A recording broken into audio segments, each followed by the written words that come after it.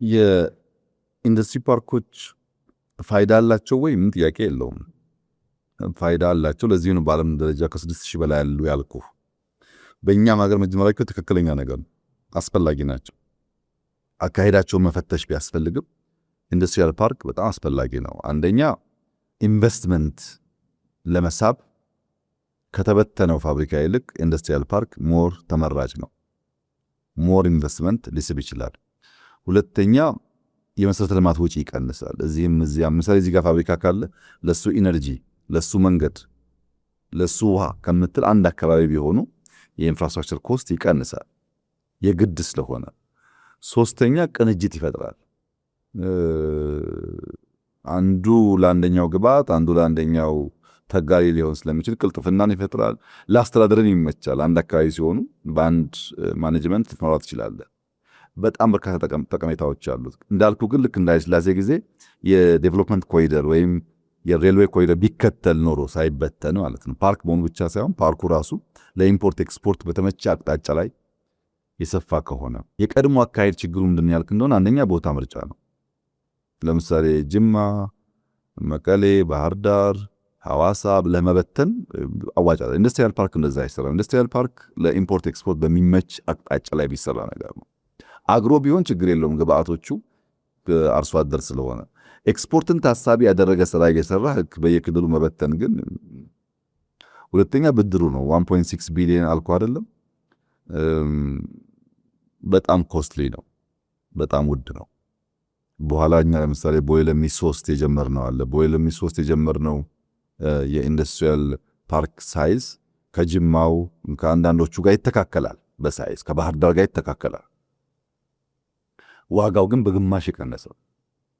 እኛው የምንገነባው ቦይለሚ 3 ላይ በኳሊቲ ይሻላል፣ አያንስም። በኮስት ግን ያኔ ከተገነባበት በግማሽ ያንሳል። ስለዚህ 1.6 ቢሊዮን ዶላር የነበረው ወጪ በግማሽ ደረጃ ቢገነባ አንደኛ ዕዳ ይቀንሳል፣ ግማሹስ የት ሄደ የሚል ጥያቄ ደግሞ ያስነሳል። ሶስተኛው ህንፃ ግንባታ ላይ ነበር ትኩረቱ። ልክ እንደ ሪል ስቴት ግንባታ ብለው በየቦታው ሼድ ይተፈተፋል። ሼዱ በበቂ ደረጃ በሰዎች አልተያዘም፣ ኢንቨስተሮች የሉበትም። እንኳን ያኔ ዛሬም ገና 80% ገደማ ያለ ነው፣ ግን ይገነባል። አንደኛው ተገንብቶ በቂ 100% ስራ ላይ ውሎ ሁለተኛው ሳይሆን በደንብ በቂ ኢንቨስተር ሳይመጣበት ይገነባል። ሪል ስቴት በለው አፕሮቹ። እነዚህ ችግር ነበሩ። የውስጥ አቅም ያልገነቡ፣ በአነስተኛ ኮስት ያልተሰሩ፣ የገበያን ሁኔታና አዋጭነት እያረጋገጡ ያልተሰሩ፣ የጥናት ደረጃቸው ውስን የሆነ ልክ የፖለቲካል ኮሚቴ እንዳልኩ የፖለቲካል ውሳኔ ጫና በብዛት ያረፈበት ለብክነትም በእጅጉ የተጋለጠ አካሄድ ነበረ። ከዚያ የተከተልነው አካሄደኛ ምንድን ነው? አንደኛ ከኤክስፓንሽን ወደ ኦፕቲማይዜሽን እንቀይረው ነው። ከብዛት ወደ ጥራት፣ ዝም ብሎ ቁጥሩን ማስፋት ብቻ ሳይሆን ጥራትን ጨምር ነው። ሁለተኛው በቅንጅት የሚገነባ ይሁን። አሁን ኢትዮጵያ ውስጥ ካሉ 26 ኢንዱስትሪያል ፓርኮች 7ቱ የግል ናቸው። መንግስት አመቻች መሆን አለበት፣ የግል ኢንዱስትሪያል ፓርክ እየሰፉ መሄድ አለባቸው የሚል አቋም ስለነበረን በዚህ አግባብ ነው። ከነዚህ ውስጥ ለምሳሌ ኤኤምጂን ወዳን ብትወስድ ከኛ ኢንዱስትሪያል ፓርኮች እውነቱን ለመናገር ይሻላሉ ናቸው። ምሳሌ ኤኤምጂ በጣም የሚገርም ኢንዱስትሪያሊስት ወጣት የሰራው ፓርክ ነው እዚህ አቃቂ አካባቢ።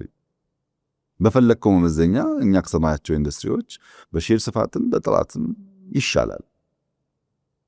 ግን የግለሰብ ነው። የግለሰብ መሆኑ ብቻ አይደለም፣ ጨርቃ ጨርቅ ላይ ሳይሆን ብረት ማቅለጥ ላይ፣ የመኪና ስፔር ፓርት መስራት ላይ ወደ ሄቪ ኢንዱስትሪ ያደገ ነው። ወዳም እንደዛው ነው። የቻይናዎች ኢንዱስትሪያል ፓርክ ነው፣ የተሻገረ ነው። ጨርቃ ጨርቅ ላይ አይደለም። ሰፊ ናቸው፣ ኢንቴግሬትድ ናቸው። የኢንዱስትሪያል ፓርክ ቁመናን ያሟሉ ናቸው። የፕራይቬት ሴክተር ናቸው። ምንም አይነት ብድር ኢትዮጵያ ለዛ አልተበደረች። በውጤት ደረጃ ከመጣ ግን በእነዚህ ኢንዱስትሪያል ፓርኮች የሚሰሩ ምርቶች ከኛ ፓርኮች የተሻለ ፋይዳ ይኖራቸው ይሆናል እንጂ ያነሰ አይሆንም። ቅድም እንዳነሳውልህ የግንባታ ወጪ ለምሳሌ አረርቲን ስንገነባ፣ ቦይለሚ 3 ስንገነባ መልኩን ቀይረን አረርቲ በሎካል ኩባንያ ነው የገነባ ነው። በወለሜ 3 በውስጥ ኩባንያ ነው የገነባ ነው። ኮስት በጣም ቀንሷል። ስለዚህ ቀንሰን መገንባት እንችል ነበር ማለት ነው። ስራ ማስጀመርና ምርታማነት አብዛኞቹ ፓርኮች ላይ ወደ ስራ የገቡት ከለውጥ በኋላ ነው። ፓርኮቹ ነበሩ እንጂ ወደ ስራ አልገቡም ነው። ከለውጥ በኋላ የመጣ ውጤት ነው። በባለ ሀብትም ስትወስድ የባለ ሀብት ቁጥር የለውጡ ጊዜ በኢንዱስትሪያል ፓርክ 36 ገደማ ባለሀብቶች ነበሩ።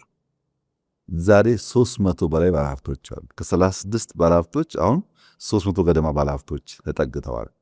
ሼድ የመያዝ ሼድ ሰርቶ አልተያዘም ብያለሁ። ያኔ ያለቁ ፋብሪካዎች ፓርኮች 3 ብቻ ነበሩ፣ መቀሌ፣ ኮምቦልቻና ሐዋሳ። እነሱ የተያዙት 45% ነው። የመያዝ አቅሙ 45% ብቻ ነበር። ዛሬ ግን 88% ደርሷል። እነዛ ብቻ ሳይሆኑ በሙሉ የተገነቡት ማለት ነው። በርካታ ሰዎች እየገቡ ስለሆነ ምርታማነት ፕሮዳክቲቪቲ ያኔ 40% ገደማ ነበር። አሁንም 50% ደርሷል። ይቀረዋል። አሁን ተሻሽለዋል፣ ግን ይቀረዋል። ሰራተኞች ያኔ ኢንዱስትሪያል ፓርክ ብቻ ሌላውን ፋብሪካ አይጨምርም፣ ሰፊ ስለሆነ ኢንዱስትሪያል ፓርክ ብቻ ወደ 27,000 ይጠጉ ነበረ ኢምፕሎይስ። አሁን ከ90,000 በላይ ደርሰዋል ባለፉት 5-6 ዓመታት ማለት ነው። ኤክስፖርትን ብትወስድ በለውጡ ጊዜ 51 ሚሊዮን ዶላር ነበር ከኢንዱስትሪያል ፓርኮች የሚገኘው። በሚቀጥለው ዓመት ግን ካለም ጥርጥር ከኢንዱስትሪያል ፓርኮች ብቻ 1 ቢሊዮን ዶላር እናገኛለን። በኤክስፖርትም ለውጥ አለ፣ በኤምፕሎይመንትም ለውጥ አለ፣ በስራ ዕድልም ለውጥ አለ፣ በሎካል ትስስርም ለውጥ አለ። በነገራችን ላይ 60% ገደማ ኢንዱስትሪያል ፓርኮች አሁን በሎካል ኢንዱስትሪስ የተያዙ ናቸው። በለውጡ ጊዜ ግን አልነበረም። 2 ሰው ገደማ የነበረው ኢንዱስትሪ አልነበሩም ሰዎች። አሁን ሎካል ኢንዱስትሪን የማገዙ ጉዳይ ሰፍቷል። እና እነዚህ ጉዳዮች ተደማምረው አሁን ባለው ሁኔታ ኮንቲኒቲን ለማረጋገጥ ሙከራ በመደረጉ በኢንዱስትሪያል ፓርኮች ላይ ያመጣነው ውጤት፣ በማኑፋክቸሪንግ ላይ ያመጣነው ውጤት በቁጥርም በኢምፕሎይመንትም በኤክስፖርትም በከፍተኛ ደረጃ ተሻሽሏል ብሎ መውሰድ ይቻላል።